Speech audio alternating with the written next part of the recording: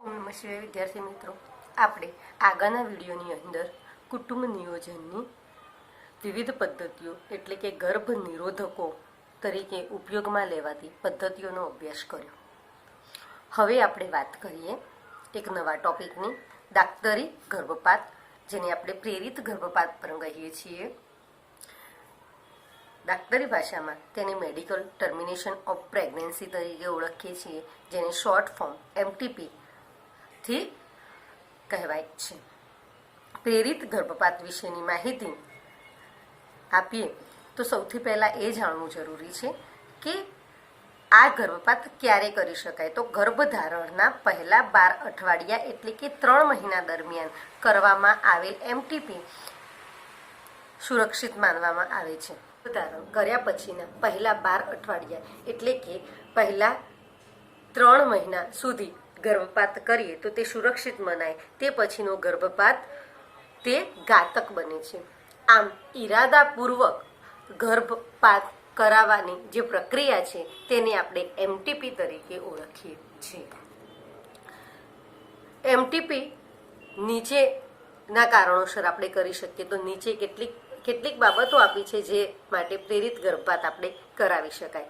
એક તો પહેલું કારણ છે સતત ગર્ભધારણથી સર્જાતું ગર્ભવતી સ્ત્રીના જીવનું જોખમ કે તેણીના શરીરને કોઈ માનસિક સ્વાસ્થ્યને નડતી શારીરિક કે માનસિક સ્વાસ્થ્યને થતી ગંભીર ઈજા માટે આપણે ગર્ભપાત કરાવી શકીએ. ઘણી વખતે એવું બને છે કે વારંવાર થતો જે ગર્ભપાત છે, વારંવાર ગર્ભધારણ કરાવવામાં આવે તેના કારણે સ્ત્રીના જીવનને જોખમ ઊભું થાય છે. કારણ કે ગર્ભ જે છે, માતાની અંદર વિકસતો ગર્ભ જે છે તે સંપૂર્ણ પરોપજીવી છે અને તેના દ્વારા માતાના શરીરના બધા જ પોષણ તત્વોનું તે શોષણ કરે છે. આમ અને એના જ કારણે વારંવાર થતો ગર્ભધારણ જે છે તેના કારણે સ્ત્રીના જીવને જોખમ બને છે. હવે આ જે ગર્ભધારણ છે અને આવું જોખમ બને ત્યારે આપણે તેને પ્રેરિત ગર્ભપાત એટલે કે તેનું આપણે ગર્ભપાત કરાવી શકીએ. એ જ રીતે ગર્ભપાત એટલે કે ગર્ભધારણ કરવાથી સ્ત્રીને કોઈ શારીરિક કે માનસિક સ્વાસ્થ્યને થતી ગંભીર ઈજા, ક્યારેક એવું બને છે કે હોર્મોન્સના લીધે બ્લડ પ્રેશર હાઈ થઈ જવું, બ્લડ પ્રેશર લો થઈ જવું, ક્યારેક માનસિક બીમારીઓ જો થતી હોય, એવી જો કોઈ ગંભીર ઈજા માતાને થતી હોય તો આપણે ગર્ભપાત કરાવી શકીએ.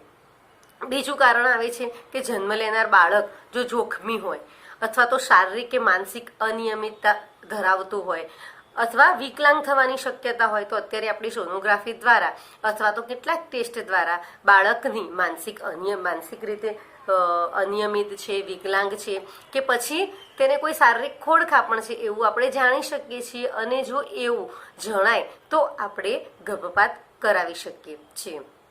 MTPના સામાન્ય રીતે અસુરક્ષિત સમાગમ અથવા સમાગમ દરમિયાન ઉપયોગમાં લેવાયેલા ગર્ભ નિરોધકની નિષ્ફળતા કે બળાત્કારને કારણે અનૈચ્છિક ગર્ભધારણથી છુટકારો મેળવવા માટે પણ કરીએ છીએ.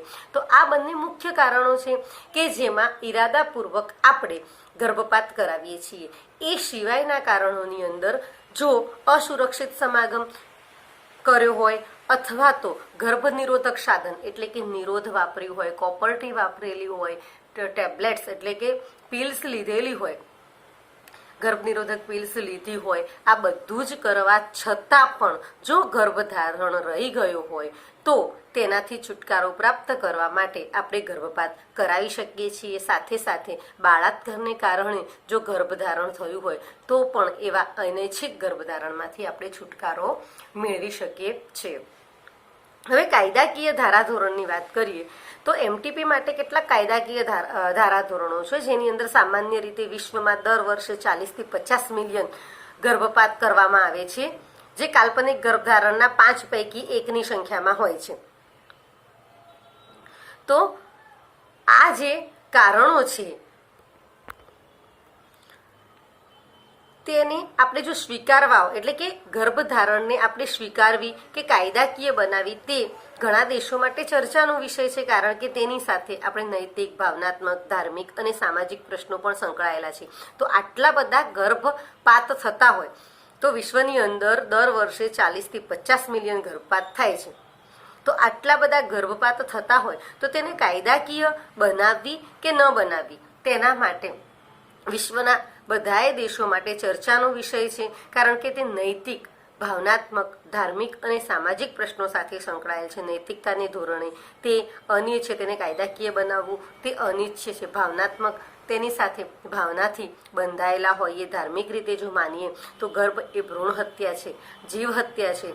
અને સામાજિક રીતે પણ આ પ્રશ્ન ઉકેલાય તેવો નથી, માટે તેને કાયદાકીય બનાવવી કે ન બનાવવી તેના પર ચર્ચા થતી રહે છે. એમટીપીનો દુરુપયોગ રોકવા માટે ભારત સરકારે 1971માં સખત કાયદાકીય જોગવાઈ કરી. એટલે કે આ બધા જ દેશોની અંદર ચર્ચાનો વિષય ભલે હોય, પણ ભારત સરકારે 1971માં તેને કાયદાકીય જોગવાઈઓ કરી અને આ પ્રતિબંધ અધિકૃત કરવા માટે ગેરકાનૂની સ્ત્રી ભ્રૂણ હત્યા રોકવા માટે, ખાસ કરીને સ્ત્રી ભ્રૂણ હત્યા રોકવા માટે જ આ પ્રતિબંધ નક્કી કરવામાં આવ્યો. 2017માં એમટીપીના કાયદામાં સુધારો કરાયો છે અને આ કાયદા અનુસાર જો ગર્ભધાન પામેલી સ્ત્રી કેટલાક કારણસર 12 અઠવાડિયા સુધીના ગર્ભપાત માન્ય ડોક્ટર પાસે કરાવી શકે છે, પણ જો ગર્ભધાન 12 અઠવાડિયાથી વધુ અને 24 અઠવાડિયાથી ઓછું હોય તો ચોક્કસપણે 2 માન્ય ડોક્ટરોની સલાહ લઈ એમટીપી થઈ શકે છે. તો 2017ની અંદર પહેલાં તો સખત રીતે 12 અઠવાડિયા પછીના ગર્ભને તમે ગર્ભપાત કરાવી જ નહોતા શકતા, તેના માટે કાયદાકીય રીતે જ તેની માન્યતા પ્રાપ્ત થાય તો જ તે શક્ય બનતું હતું. ગર્ભપાત તમે કરાવી શકતા હતા, બાકી 12 અઠવાડિયા પછી નહોતા કરી શકતા. પરંતુ 2017ની અંદર આ કાયદાની અંદર થોડોક સુધારો કર્યો અને ગર્ભધાન પામેલી સ્ત્રી જો કોઈ કારણસર પોતાની જાતે જ 12 અઠવાડિયા સુધીના ગર્ભપાત કરાવવો હોય તો કોઈ પણ માન્ય ડોક્ટર પાસે તે કરાવી શકે છે, પણ 12 અઠવાડિયા કે તેથી વધુ એટલે કે 24 અઠવાડિયાથી ઓછો હોય તો 1 કે 2 માન્ય ડોક્ટરોની સલાહ લઈ અને પછી તે એમટીપી કરાવી શકે છે, ગર્ભપાત કરાવી શકે છે. હવે આ ગર્ભપાતના કેટલાક લાભ અને ગેરલાભ જોવા મળે છે. તો ગર્ભપાતથી સામાન્ય રીતે બાળાત્કાર કે ગર્ભનિરોધકની નિષ્ફળતાને કારણે અનૈચ્છિક ગર્ભધારણમાંથી છુટકારો ચોક્કસપણે મળે છે, પણ મોટા ભાગે બધા જ ગર્ભપાત એ ગેરકાનૂની રીતે થતા હોય છે અને અકુશળ વ્યક્તિઓ પાસે જ થતા હોય છે, જે અસુરક્ષિત તો છે જ પણ ઘાતક પણ છે. અન્ય ખતરનાક કારણ, એક ખાસ કારણના કારણે આવું થાય છે, જે જાતિ પરીક્ષણના કારણે આવી રીતે ગર્ભપાત કરાવવામાં આવે છે. જો માદા ગર્ભ હોય તો ગર્ભપાત કરાવવામાં આવે છે, જે કાયદાની વિરુદ્ધ છે. આપણે સારી રીતે જાણીએ છીએ કે ભારત સરકારે એક કાયદો બનાવ્યો છે જેની અંદર સ્ત્રી ભ્રૂણ હત્યા તે કાયદાકીય રીતે ગુનો બની છે, પરંતુ ગેરકાયદેસર રીતે જ અત્યારે હાલ બધા જ ગર્ભપાત ગેરકાયદેસર રીતે થાય છે અને ગેરકાયદેસર રીતે થાય, ગેરકાનૂની રીતે થાય એટલે કુશળ વ્યક્તિ તો તે કરવાનો જ નથી, તો અકુશળ વ્યક્તિ પાસે થાય છે. તે અસુરક્ષિત તો છે જ, પણ ઘાતક, ક્યારેક ક્યારેક માતા માટે તે ઘાતક પણ નીવડે છે. અને આ જે વસ્તુ છે કે માદા ગર્ભ હોય તો ગર્ભપાત કરાવો, તે કુદરતની જે પ્રક્રિયા છે તેની અંદર અનિયમિતતા સર્જે છે. નર અને માદાની જે સ્થિતિ છે તે સ્થિતિની અંદર પણ પ્રોબ્લેમ ક્રિએટ કરે છે. આ પ્રવૃત્તિ યુવા માતા અને ગર્ભ બંને માટે ઘાતક છે. ગેરકાનૂની ગર્ભપાતમાં જોખમી પરિબળો સાથે વધુ સ્વાસ્થ્ય સુવિધાઓ પૂરી પાડી બિન આરોગ્યપ્રદ વલણ અટકાવી શકાય છે. આ રીતે આપણે ગર્ભપાત રોકી શકીએ છીએ. હા, ગર્ભપાત માટે કોઈ ચોક્કસ કારણ હોય તો કોઈ ચોક્કસ યોગ્ય કારણ હોય તો તેને ચોક્કસથી કરાવી શકાય. હવે આપણે વાત કરીએ જાતીય સંક્રમિત ચેપ. એ આ પણ પ્રજનનિક સ્વાસ્થ્ય સાથે સંકળાઈ દીધેલો જ મુદ્દો છે કે જેની અંદર જાતીય સંક્રમિત ચેપ, જેને આપણે સેક્સ્યુઅલી ટ્રાન્સમિટેડ ઇન્ફેક્શન તરીકે ઓળખીએ છીએ. જાતીય સંક્રમિત ચેપને શોર્ટ ફોર્મમાં STI અને જાતીય સંક્રમિત રોગોને આપણે STD સેક્સ્યુઅલી ટ્રાન્સમિટેડ ડિસીઝ તરીકે ઓળખીએ છીએ. આમ જાતીય સંક્રમિત રોગો એ પણ પ્રજનનિક સ્વાસ્થ્ય સાથે સંકળાયેલો જ મુદ્દો છે. જે ચેપ અથવા રોગો જાતીય સમાગમ દ્વારા સંક્રમિત થતા હોય તેને સામૂહિક રીતે જાતીય સંક્રમિત ચેપ અથવા સમાગમને લગતા રોગો તરીકે આપણે ઓળખીએ છીએ. આ રોગો પ્રજનન માર્ગના ચેપ દ્વારા ફેલાવો કરે છે અને તેવા રોગોના નામમાં ગોનોરિયા, સિફિલસ, જન્નાંગીય હર્પીસ, ક્લેમાડિયાસિસ, જન્નાંગીય મસા, ટ્રાઇકોમોનિયાસિસ, હિપેટાઇટિસ બી અને તાજેતરમાં વર્ષોમાં સૌથી વધુ ચર્ચિત એવો HIV એઇડ્સ પણ જોવા મળે છે. આ બધા જ કેટલાક સામાન્ય STI એટલે કે સામાન્ય જાતીય સંક્રમિત ચેપ છે. આમાં માત્ર એક HIV જે છે તે જ સૌથી ખતરનાક રોગ કહેવાય છે. કેટલાક ચેપો જેવા કે હિપેટાઇટિસ બી, HIV સંક્રમિત વ્યક્તિ માટે આ બધા રોગો છે તે સંક્રમિત વ્યક્તિ એટલે કે જાતીય રીતે આ રોગોથી સંક્રમિત વ્યક્તિથી વપરાયેલા ઇન્જેક્શન્સ, સોય, વાડકાપના સાધનોની અદલાબદલીથી પણ ફેલાય છે. સાથે સાથે રુધિરદાન અથવા ચેપી માતાથી તેના ગર્ભસ્થ શિશુને પણ સંચારિત થાય છે. હિપેટાઇટિસ બી, જન્નાંગીય હર્પીસ અને HIV આ 3 રોગ સિવાય બીજા બધા જ રોગોનું વહેલા નિદાન થાય તો અને યોગ્ય સારવાર મળે તો તે સંપૂર્ણપણે મટી શકે છે. યાદ રાખજો વિદ્યાર્થી મિત્રો, માત્ર હિપેટાઇટિસ બી, જન્નાંગીય હર્પીસ અને HIV આ 3 જ રોગ એવા છે જેનું નિદાન શક્ય નથી અથવા પ્રમાણમાં ઓછું શક્ય છે. બાકી બીજા બધા જ પ્રકારના રોગો સંપૂર્ણ રીતે સાધ્ય છે.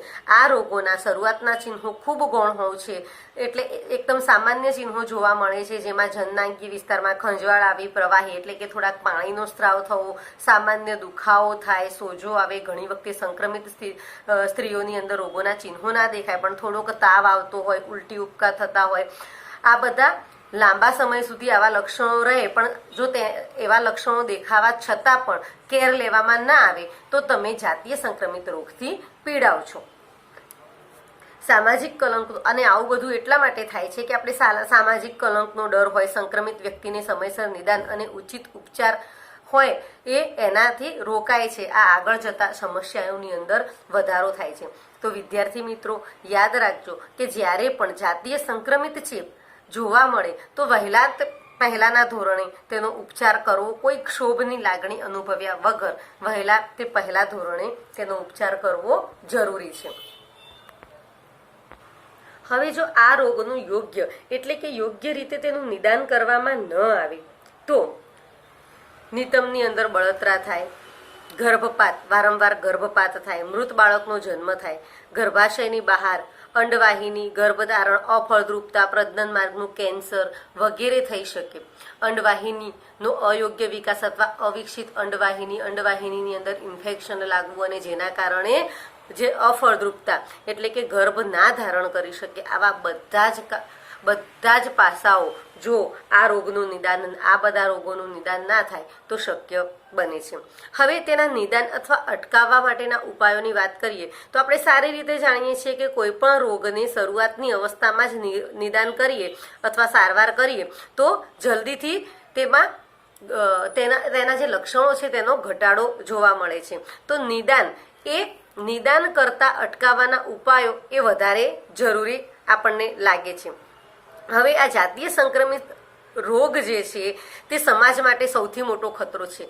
કેમ ખતરો છે? કારણ કે આવા રોગની શરૂઆતની અવસ્થામાં નિવારણ તથા નિદાન અને સારવાર કરાવવી જરૂરી હોય પણ આ રોગનું સૌથી વધુ પ્રમાણ 15 થી 24 વર્ષની વયજૂથની વ્યક્તિઓમાં જ જોવા મળે છે. હવે 15 થી 24 વર્ષની વયજૂથ જે છે તે વયજૂથની અંદરના વ્યક્તિઓ જે છે તે આવા રોગોના નિદાન માટે ક્ષોભ અનુભવે છે અને આ ક્ષોભના કારણે તેઓ ડૉક્ટર પાસે જતા નથી, નિષ્ણાત પાસે જતા નથી અને તેને કારણે આ રોગ વધી જાય છે. તો તેને અટકાવવાના ઉપાયોમાં ચેપ લાગ્યા પછી ઈલાજ કરવો તેના કરતાં તેને અટકાવવો શ્રેષ્ઠ હોય છે. અજાણ્યા સાથી સાથે જાતીય સમાગમ ટાળવો જોઈએ. આપણે જેને નથી જાણતા તેવા વ્યક્તિઓ સાથેનો જાતીય સમાગમ ટાળો. અને જો તમને કોઈ પણ એવા લક્ષણો સામેના પાત્રમાં કોઈ પણ એવા લક્ષણો ધરાવે છે તો પણ જાતીય સમાગમ ટાળો. સમાગમ દરમિયાન નિરોધનો ઉપયોગ કરો. ક્ષોભજનક અથવા તો શંકાના કિસ્સાની અંદર પ્રારંભિક નિદાન એ જ ચેપની માહિતી મળે તો સંપૂર્ણ સારવાર માટે યોગ્ય ડૉક્ટર પાસે જ જવું, બીજા કોઈ ગેરમાર્ગે એટલે કે ઇધર ઉધર પૂછી અને ગેરમાર્ગે દોરાવવું જોઈએ નહીં. નિષ્ણાત પાસે જઈ તેની યોગ્ય સારવાર કરાવી. આ જ એક STI એટલે કે જાતીય સંક્રમિત ચેપ માટે નો બેસ્ટ ઉપાય છે. તો વિદ્યાર્થી મિત્રો, આજે આપણે પ્રેરિત ગર્ભપાત એટલે કે ઈરાદાપૂર્વક ગર્ભપાત કરાવવાની પદ્ધતિ, તેના માટેની કાયદાકીય જોગવાઈઓ, શા અને કયા કારણોસર તમે ગર્ભપાત કરી શકો તેના વિશેના અભ્યાસ કર્યો. સાથે સાથે ગર્ભપાતના લાભ અને ગેરલાભ એટલે કે બળાત્કાર કે ગર્ભનિરોધકની નિષ્ફળતાને કારણે પણ અનૈચ્છિક ગર્ભધારણ રહ્યો છે તો તમે તેનાથી છુટકારો પ્રાપ્ત કરી શકો છો, પરંતુ એ છુટકારો પ્રાપ્ત કરવા માટે કોઈ જોખમી પરિબળો એટલે કે કોઈ જોખમી કારણો હોવા ના જોઈએ. કુશળ વ્યક્તિ પાસે જ તમે ગર્ભપાત કરાવો એ જરૂરી છે. એ પછી બીજું પ્રજનનિક સ્વાસ્થ્ય સાથે સંકળાયેલો મુદ્દો જાતીય સંક્રમિત ચેપ, જેને આપણે સેક્સ્યુઅલી ટ્રાન્સમિટેડ ઇન્ફેક્શન તરીકે ઓળખીએ છીએ, અને એવી જ રીતે જાતીય સંક્રમિત રોગને આપણે સેક્સ્યુઅલી ટ્રાન્સમિટેડ ડિસીઝ તરીકે ઓળખીએ છીએ. અને આવા ડિસીઝના નામ છે ગોનેરિયા, સિફિલિયસ, જનનાંગીય હર્પીસ, ક્લેમિડાઇસ વગેરે. હું તમને અહીંયા આની સાથે સાથે એક બીજી પીડીએફની અંદર એક થોડાક રોગોના લક્ષણો, આ બધા જે રોગો છે જાતીય સંક્રમિત ચેપ દ્વારા જે રોગો થાય છે તે બધા રોગોના કેવા લક્ષણો છે તે લક્ષણો વિશેની માહિતી પણ આપીશ. તો વિદ્યાર્થી મિત્રો, આ જાતીય સંક્રમિત જે રોગ છે તે ગોનારિયા છે. ગોનેરિયા શેના દ્વારા ફેલાય છે તો નેસેરિયા ગોનોઈ બેક્ટેરિયા દ્વારા થતો રોગ છે.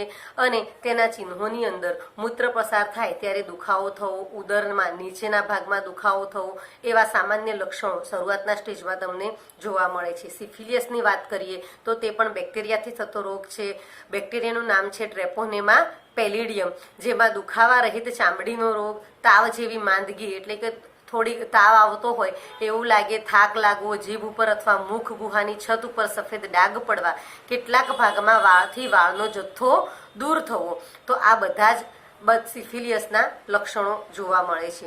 પછી વાત છે જનનાંગીય હર્પીસ.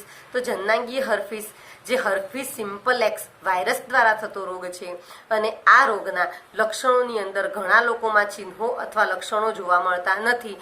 જ્યારે જો ચિહ્નો અથવા લક્ષણો જોવા મળે તો તે સામાન્ય રીતે અસ્વસ્થતા એટલે કે થોડીક બીમારી હોય તેવું લાગે. લક્ષણો જેવા કે તાવ આવવો, થાક, માથાનો દુખાવો, જનનાંગીય કે મળદ્વાર વિસ્તારમાં ખંજવાળ આવી, મૂત્રવહન દરમિયાન દુખાવો થવો, જનનાંગીય અથવા મળદ્વાર વિસ્તારમાં ગમે ત્યાં નાની નાની પ્રવાહી ભરેલી ફોડલી થવી, આવા બધા સામાન્ય લક્ષણો જનનાંગીય હર્પીસની અંદર જોવા મળે છે.